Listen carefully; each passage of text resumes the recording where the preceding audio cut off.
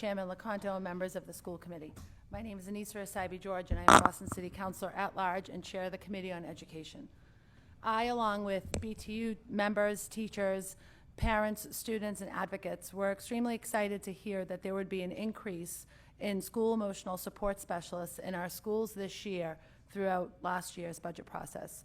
We all successfully advocated for full-time nurses to be in all of our schools, an important achievement after years of advocacy, and we were brimming with hope that 23 additional licensed mental health professionals would also be reaching our students this year.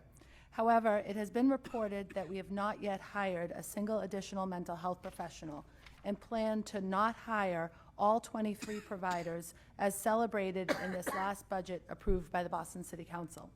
This is very disappointing.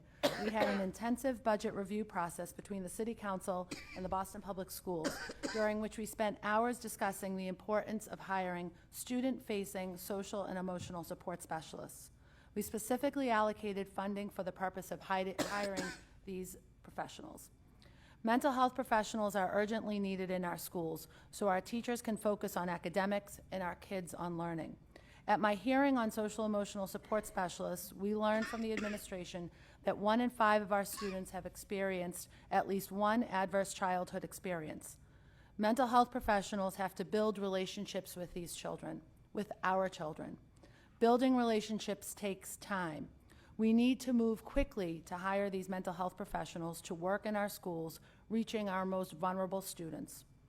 I understand that all schools have access to school psychologists and other professionals, but most of these full-time providers are split between 2 or 3 schools.